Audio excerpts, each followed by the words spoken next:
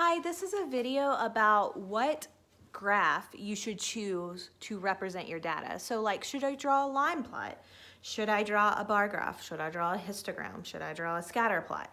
Things like that. So we're going to talk about different graphic representations. The first one we're going to talk about is a bar graph.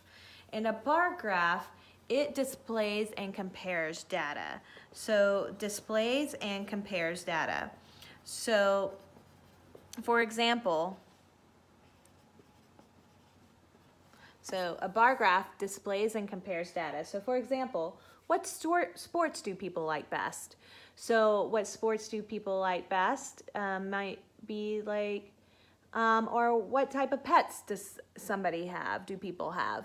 So it displays and compares data. So what sports people like, it compares that. What type of pets people have, it compares that. So that's when, anytime you're comparing data, you would draw a bar graph. A circle graph, or like a pie chart, it might be called a pie chart too. A circle graph shows how a set of data is divided into parts.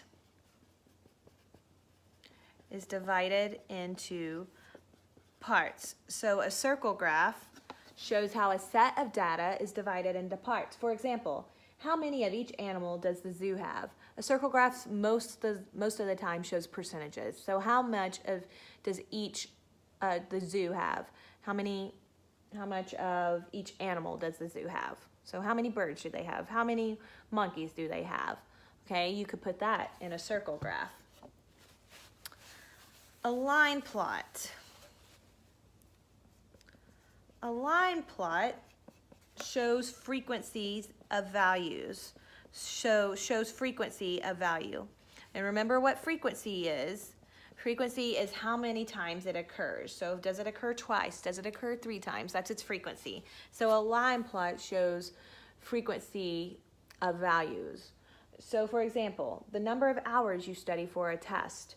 So you go and you collect that data and people say 2, 3, 2, 4. Well, how many times does 2 hours occur? How many times does 3 hours occur? That can be best fit on a line plot. Or a line plot's a good suggestion. There actually might be another suggestion for that as well. But line graph. So a line graph shows how data changes over time. So it changes over time, okay? So for example, how much money did you earn each week? So it's showing the data, how it changes over time. You earned $5 one week, then $2, and you can see that it goes up and down, and so it shows change over time. A stem and leaf plot.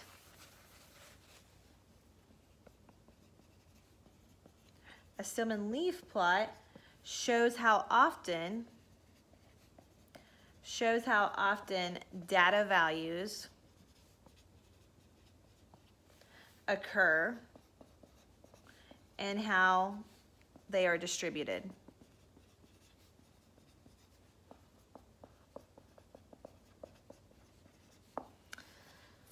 So in this case, stem and leaf plot shows how often data values occur and how they are distributed.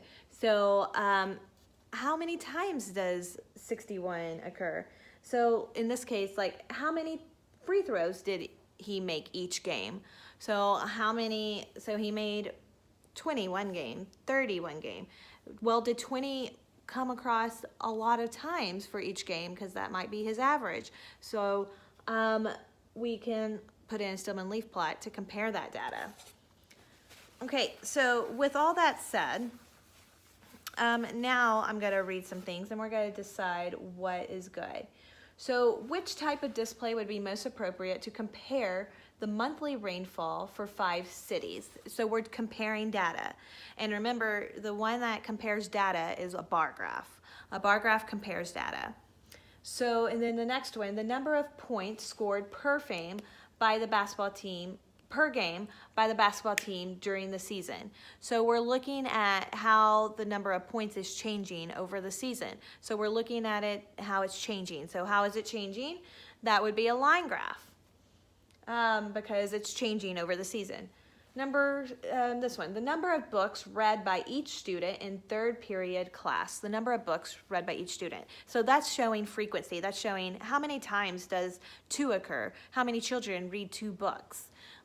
So if it's showing frequency, that would be a line plot.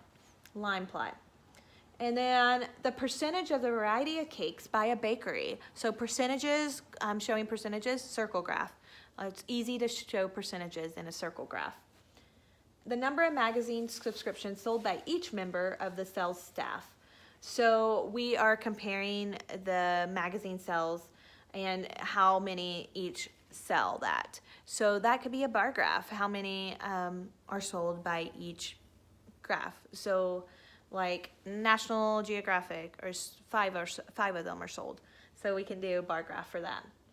The data gives the number of books 25 students read last summer. So we're given the number of books, 25 students. So we have 25 numbers and we need to look at them. That could be easily written in a stem and leaf plot because it's showing the frequency of everything as well. So the stem and leaf plot. And then which type of graph would be most appropriate to show the distribution of daily high temperatures for a month?